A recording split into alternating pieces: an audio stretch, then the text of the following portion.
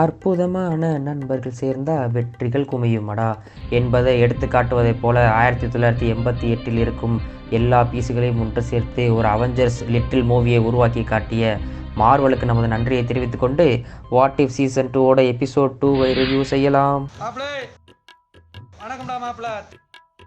நீ சொன்ன மாதிரி இந்த வாட் இஃப் எபிசோட வச்சு குட்டி அவெஞ்சர்ல பெரிய அவெஞ்சர்ஸ் படமே எடுத்திருக்கலாம். கம்பேரிட்டிவ்லி எபிசோட் 1 விட இந்த எபிசோட் எனக்கு ரொம்பவே பிடிச்சிருந்துச்சு. அண்ட் இப்போ இந்த எபிசோடோட ரிவ்யூ அண்ட் ரியாக்ஷன் டிஸ்கஷன் தான் பார்க்க போறோம். சொல்லப்போனா எனக்குமே அது தோணுச்சு. ஏன்னா இந்த டீமை வச்சே ஒரு தனி மூவியே எடுக்கலாம், அவ்வளோ நல்லா இருக்கு, ரொம்ப ஃப்ரெஷ்ஷா இருக்குன்னு சொல்லலாம். சமீபத்தில் வந்த மார்வல் மூவிஸ்ல ஏகப்பட்ட டீம் அப்ஸ் நம்ம பார்த்துருப்போம். அந்த டீம் அப்ஸ் எல்லாம் பார்க்கும்போது சக்கரை பொங்கலுக்கு வடகரியாங்கிற மாதிரி ஃபீல் தான் வந்தாலும் இந்த டீம் அப்பா பார்க்கும்போது நல்லா இருக்கேப்பா அந்த மாதிரிலாம் கூட தோணுச்சு. இதே வச்சு படமா எடுக்கலாம். எங்க சரி இப்படியே பாராட்டிட்டே இருந்தா எப்படி?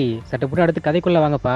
ஆக்சுவலா இந்த எபிசோட பொறுத்த வரைக்கும் டிசப்பாயின்மெண்ட்ஸ் எதுவுமே இல்லை, நெகட்டிவ்ஸ்னு பெருசா சொல்றதுக்கு ஒண்ணுமே இல்லை. போன எபிசோட பார்த்துட்டு வந்து இந்த எபிசோட பார்த்தா ரொம்ப சூப்பரா பிடிச்சி போயிடும். எக்ஸாம்பிளுக்கு சொல்லணும், நம்ம தளபதி ஃபேன்ஸ்ல சொல்லுவாங்கல்ல, இன்க்ளூடிங் மீ, அதாவது இந்த வாரிசு படத்தை பார்த்துட்டு வந்ததுக்கு இந்த லியோ படம் எவ்வளவோ பரவாயில்லப்பா அப்படின்ற மாதிரி சொல்லுவாங்கல்ல, அந்த மாதிரி தான் இருந்துச்சுன்னு சொல்லலாம். அண்ட் இந்த எபிசோட் உண்மையா சொல்ல போனா கம்பேரிட்டிவ்லி ரொம்ப நல்லா இருந்துச்சு. அண்ட் இந்த எல்லா விதமான எபிசோட்ஸையும் ஒன்னா சேர்த்து ஒரு டீம் அப் ஆக்கி கடைசியில் ஒரு எபிசோட் கொண்டு வருவாங்க தெரியுமா, அங்க இந்த செகண்ட் எபிசோடைய இம்பாக்ட் ரொம்ப அதிகமாவே இருக்கும்னு நினைக்கிறேன். ஆமா, இதுல மோஸ்ட்லி வந்து நம்ம ஹேங் பீமை தான் சென்ட்ரிக்கா வச்சு மூவ் பண்ணிருக்காங்க இந்த மொத்த டீமையுமே. எனக்கு என்னமோ ஹேங் பீமை கடைசியா யூஸ் பண்ணுவாங்களோன்னு தோணுச்சு. ஆல்சோ வந்து இப்ப நான் இந்த எதிர்பார்த்த டீம்ல வந்து வின்டர் சோல்ஜருக்கு எதிர்பார்க்கவே இல்லை. உண்மையிலே வந்து செமையா இருந்துச்சு. அதுவும் வின்டர் சோல்ஜரும் பெகி கார்டரும் ஃபர்ஸ்ட் டைம் அந்த ஒரு மீட் பண்ற ஷாட் ஒன்று வச்சிருப்பாங்க பாத்தியா, செம்ம கூஸ்பம்ஸா இருந்துச்சு. அந்த எனக்கு கூஸ்பம்ஸ் வரும்னு எனக்கே தெரியல, அந்த அளவு செமையா காட்டியிருந்தாங்க. ஹேங் பீமை சென்ட்ரிக்கா வச்சு காட்டினது ஒரு விதம், அதுவும் ஓகே தான். பட் எனக்கு எந்த மாதிரி ஃபீல் ஆச்சுன்னா, ஜஸ்ட் லைக் இது நம்ம அவெஞ்சர்ஸ் மாதிரி தான் இருந்துச்சு. ஒரிஜினல் 6 பார்த்த மாதிரி ஒரு ஃபீல் எனக்கு இதுல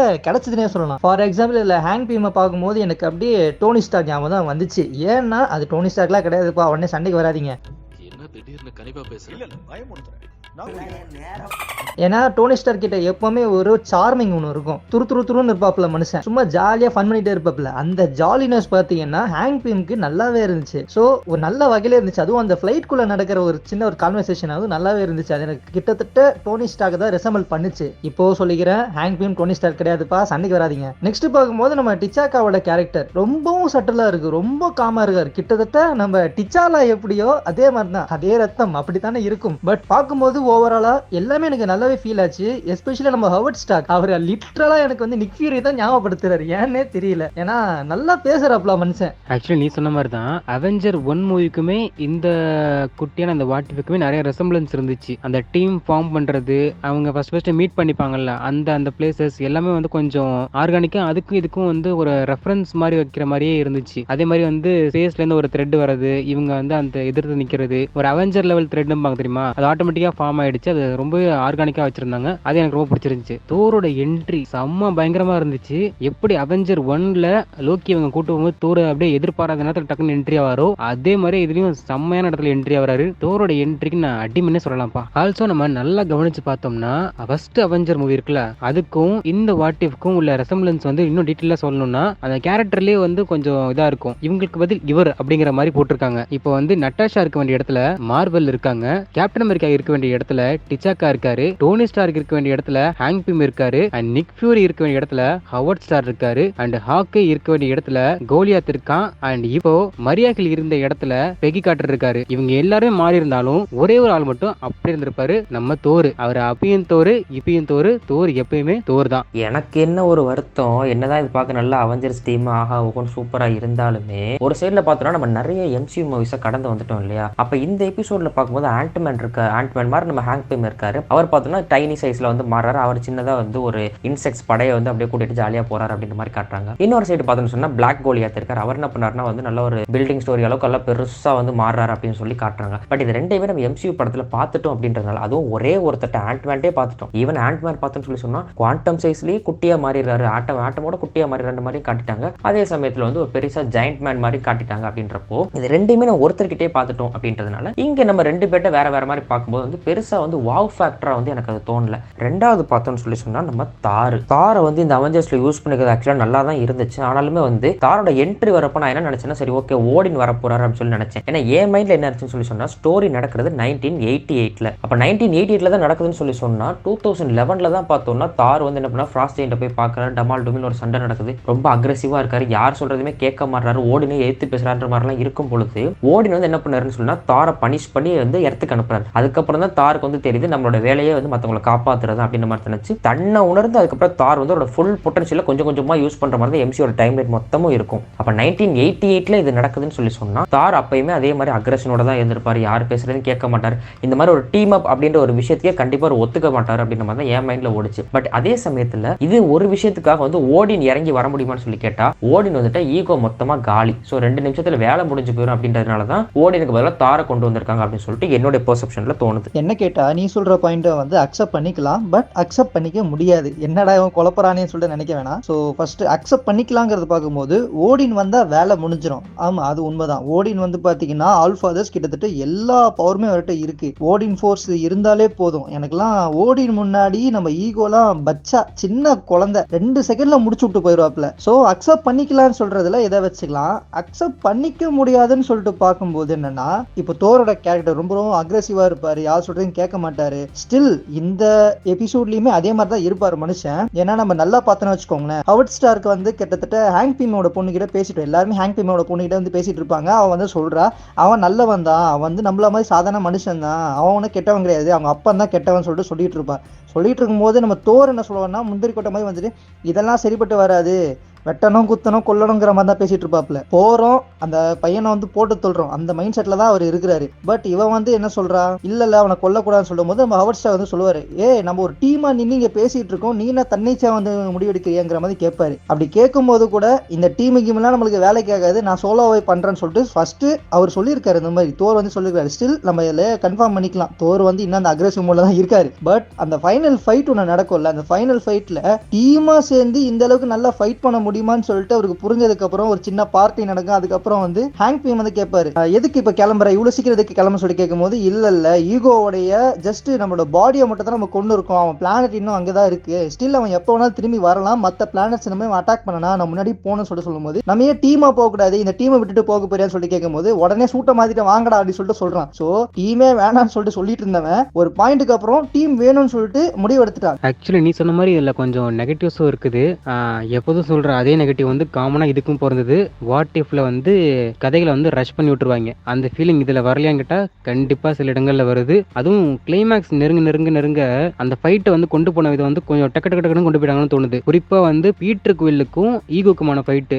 இது இவ கரெக்டா உள்ள வரான், ஒரு பெரிய பவர் பிளாஸ்ட் அடிக்கிறான் ஈகோ மேல, ஈகோ க்ளோஸ், அவ்வளவுதான் டக்குன்னு முடிச்சிட்டாங்க. அந்த ஈகோக்கும் அந்த பீட்டர் குவில்லுக்குமான ஃபைட்டு வந்து கொஞ்சம் ப்ரொலாங் பண்ணி காட்டியிருந்தாங்கன்னா அந்த கார்டியன்ஸ் ஆஃப் கேலக்ஸி 2ல ஒரு ஃபைட் வந்துருமா, அந்த லெவலுக்கு கொஞ்சம் புஷ் ஆகி போயிருக்கும். பட் அது மிஸ் ஆகிடுச்சுன்னு தோணுது. டக்குன்னு முடிச்ச மாதிரியே ஃபீல் ஆகுது இதுலயும். ஆனா அதுக்கு முன்னாடி அந்த ஈகோ வந்து இவங்களுக்கு ஃபைட் கொடுத்து டஃப் பண்றது எல்லாம் வந்து சூப்பராக காட்டியிருந்தாங்க. இந்த ஈகோக்கும் பீட்டருக்குள்ளுமான ஃபைட்டை வந்து கொஞ்சம் ப்ரொலாங் பண்ணி காட்டியிருக்கலாம். அப்புறம் இன்னொரு விஷயமா நான் பாக்குறது வந்து கடைசியா அந்த அவெஞ்சர்ஸ் தீம் ஒன்று போடுவாங்க. ஃபைனலா அந்த அவெஞ்சர்ஸோட மெயின் தீம் ஒன்று போடுவாங்க. அது கண்டிப்பா வந்து கேட்டோன்னு எப்ப கேட்டாலும் வந்து அது வந்து புல்லரிச்சிருக்கணும். ஆனா இந்த எபிசோட் முடிவில் அது போடும்போது அந்த ஒரு இது வரல. இன்னும் ஒன்று கொஞ்சம் ஃபோர்ஸா வைக்கிற மாதிரியே தோணுச்சு. ஃபோர்ஸ்டா அந்த தீம் மியூசிக் இங்க வச்சே ஆகணும் அப்படின்னு வச்ச மாதிரி தான் இருந்துச்சு தவிர அது ஆர்கானிக்கா ஃபீல் ஆகல. இது வந்து எனக்கு கொஞ்சம் நெகட்டிவா பட்டுச்சு. ஆனா என்னங்க நீங்க எப்ப பார்த்தாலும் அப்பர் கிளாஸ் அங்கிள் மாதிரி ஆர்கானிக்கா வேணும்னு கேட்டுக்கிட்டு இருக்கீங்க. எடுத்தாங்களா பார்க்க நல்லா இருந்துச்சா, so beautiful, so elegant, just looking like அ வாவ் அப்படின்ட்டு போயிடணும். And more over one thing என்னன்னு சொல்லி சொன்னா,